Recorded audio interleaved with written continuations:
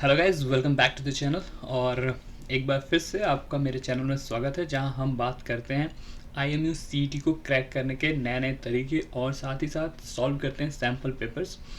तो आज मैं आपको जो बात बताने जा रहा हूँ वो आपके लिए बहुत ही ज़्यादा इम्पॉर्टेंट होने वाली है, क्योंकि टाइम बहुत कम है और पढ़ने के लिए बहुत कुछ है। सो आज हम फोकस करेंगे कि कितने कम टाइम में कौन कौन से टॉपिक को कवर किया जाए ताकि हमारे 60 to 80 मार्क्स आराम से कवर हो जाए। अगर आप मेरे व्हाट्सएप पे कनेक्ट होना चाहते हैं, जहाँ के हम एक ग्रुप बनाएंगे और उसमें बात कर सकते हैं, स्टडी मटेरियल शेयर कर सकते हैं, PDF फाइल्स, बहुत लोगों ने पूछा था PDF फाइल के लिए, सो PDF फाइल शेयर कर सकते हैं हम वहाँ पे, ग्रुप डिस्कशन कर सकते हैं, इंटरव्यू के क्वेश्चन शेयर कर सकते हैं और साथ ही साथ मैं आपको गाइड कर सकता हूँ हर एक चीज़ के लिए जो कि मैंने एक्सपीरियंस किया है।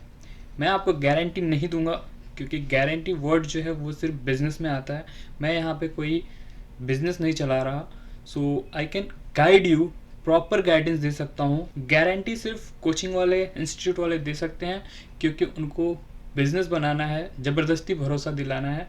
लेकिन मैं आपको गाइड कर सकता हूँ, इतना कह सकता हूँ। और अगर आप प्रॉपर गाइडेंस फॉलो करेंगे, अगर आपने 11th-12th की पढ़ाई अच्छे से की होगी, तो इस गाइडेंस से आपका सिलेक्शन हो जाएगा, आपके अच्छे मार्क्स भी आएंगे और आपको कोई फिजूल पैसे खर्च करने की कोई ज़रूरत नहीं है।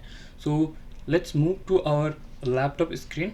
सो आज की हमारी वीडियो का जो मेन मकसद है वो है 60 to 80 मार्क्स जो हैं वो सिक्योर करना, मतलब इससे कम नहीं जाना है। आपने मेरे पहले की वीडियोस देखी हुई हैं तो आपको ये पैटर्न तो समझ में आ गया होगा।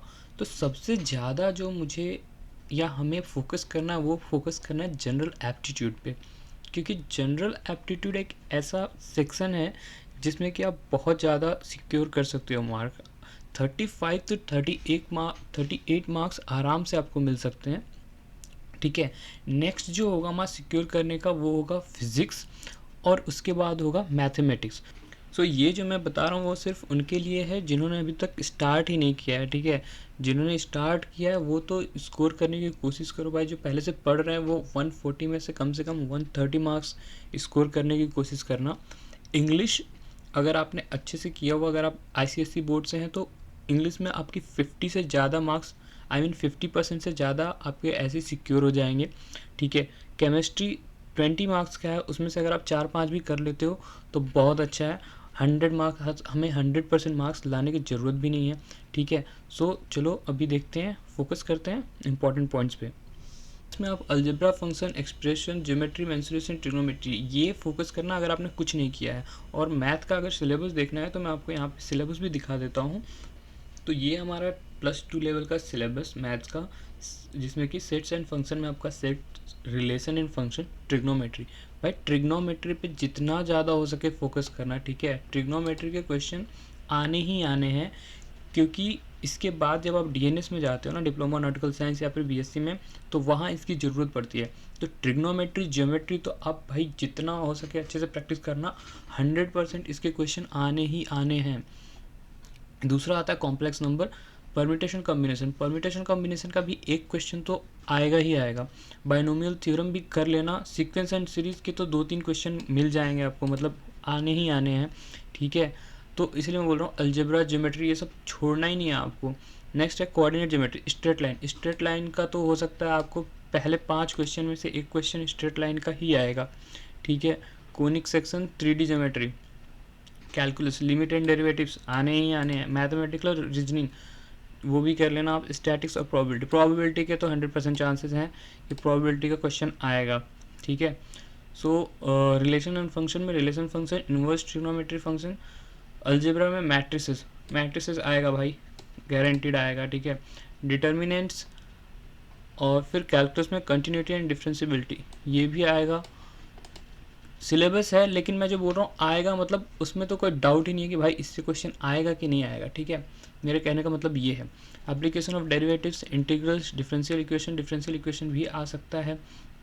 वेक्टर्स, 3D ज्योमेट्री आना ही आना। ज्योमेट्री में तो भाई मतलब सोचना ही मत कि करूँ कि ना करूँ। ज्योमेट्री, ट्रिग्नोमेट्री, अलजेब्रा ये तो एकदम अच्छे से करके जाना। ठीक है, प्रोबेबिलिटी भी आना ही है, एक क्वेश्चन पक्का आएगा। ठीक है, सो टोटल 11 चैप्टर ही होते हैं, आपके 50 क्वेश्चन आने वाले हैं मैथ से। तो मतलब जितना ज़्यादा हो सके देखो, प्रोबेबिलिटी, ट्रिग्नोमेट्री, ज्योमेट्री, अलजेब्रा अच्छे से करके जाना यार, एकदम छोड़ना नहीं है, ठीक है। तो ये आपका मैथ्स का सिलेबस, ये भी मैं आपको व्हाट्सएप ग्रुप में डाल दूंगा। सो नेक्स्ट टॉपिक है हमारा फिजिक्स। फिजिक्स में आपका सर्कुलर मोशन है, सिंपल हार्मोनिक मोशन है, ग्रेविटी है, इलेक्ट्रिक फील्ड है, सर्किट एलिमेंट्स हैं, ठीक है। इसमें ऐसा कोई टॉपिक नहीं जो आपने नहीं पढ़ा है, ठीक है। तो इसके जितने भी डेफिनेशन है और जितने भी फॉर्मूलाज हैं सब अच्छे से याद कर लेना, ठीक है। नेक्स्ट आता है हमारा मैग्नेटिज्म, जनरल वेव प्रॉपर्टीज और reflection and refraction, ray optics, ठीक है। इसमें आपका इमेज आ गया, Doppler's effect, Snell's law, Faraday's law, magnetic field, सब कुछ अच्छे से प्रिपेयर करना है। सो उसके बाद फिजिक्स में आता है आपका energy and momentum, dynamics such as force, Newton's law, statics, friction, भाई सब कुछ अच्छे से कर लेना। Kinematics, thermal properties, temperature, heat transfer, specific heat, सब लेटेंट हीट, सब अच्छे से पढ़ना है। लॉ ऑफ थर्मोडायनेमिक्स, ठीक है। उसके बाद आते हैं हम अब जनरल एप्टीट्यूड। इससे पहले हम आपको बता देते हैं कि व्हाट्सएप पे अगर आप हमको कनेक्ट करना चाहते हैं तो आपको कैसे कनेक्ट करना है। सो अगर आप मुझसे व्हाट्सएप पे कनेक्ट होना चाहते हैं तो आपको मैं जो नंबर दूंगा उस पर आपको अपना नाम, पीसीएम में 10th में कितने परसेंटेज थे वो, इंग्लिश में आपका 10th में कितना मार्क्स था वो, और टोटल 12th में कितना है वो। अगर आपका रिजल्ट अवेटेड है तो आप इसे ब्लैंक छोड़ देना, एक्सपेक्टेड मार्क लिख सकते हो आप, यहाँ पे लिख देना कितना परसेंट एक्सपेक्ट करते हो आप, ठीक है। इसके बाद आप ये कोर्स ज़रूर लिखना कि डीएनएस, बीएससी या फिर बीटेक किसके लिए अप्लाई कर रहे हो, ठीक है। और किस किस कंपनी में आपने अप्लाई किया हुआ है स्पॉन्सरशिप के लिए, किया है नहीं किया है वो भी लिख देना, नहीं किया है तो नहीं, किसी कंपनी में किया है तो उसका नाम लिख देना, ठीक है, ताकि मैं आपको गाइड कर सकूं। और मैं आपको एक एक ग्रुप में 5 to 10 के ग्रुप में ऐड करने वाला हूं। सो ये रहा मेरा व्हाट्सएप नंबर। सो ये नंबर एक्चुअली ये बेल्जियम का सिम कार्ड है, ठीक है। मैं नहीं चाहता कि पर्सनल नंबर दूं और वहाँ पे स्पैम आने शुरू हो जाए, ठीक है। सो इनमें से हो सकता है मैं कुछ स्टूडेंट को अपने पर्सनल नंबर भी दे दूं, ठीक है, डिपेंड्स कि कितने सीरियस हैं वो लोग, ठीक है। सो फ़िलहाल के लिए ये नंबर मेरे पास है अभी, तब तक आपका IMU ख़त्म नहीं हो जाता। सो जुलाई तक ये नंबर है, सो आप मुझसे कनेक्टेड रह सकते हैं। अगर आप 2026 बैच की तैयारी कर रहे हैं तो उसके लिए आप इसी पे मैसेज करें, मैं आपको दूसरा नंबर दे दूंगा, ठीक है। सो इसी फॉर्मेट में प्लीज़ मैसेज करना, आप कोई चीज़ मतलब ऐसे इग्नोर मत करना, भले ही वहाँ पे लिख देना कि नॉट अवेलेबल, नॉट अप्लीकेबल, जो भी है, ठीक है।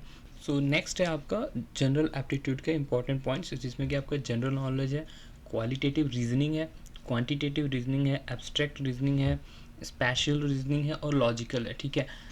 इसके लिए मुझे एक बुक मिला, मैं रिकमेंड नहीं कर रहा आपको ये बुक, ठीक है। ये फ्रीली अवेलेबल है मेरे पास, मैं आपको PDF सेंड कर दूंगा ग्रुप में जैसे ही वो ग्रुप बनेगा, ठीक है। मैं आपको एक बार दिखा देता हूँ, ये मुझे सही लगा।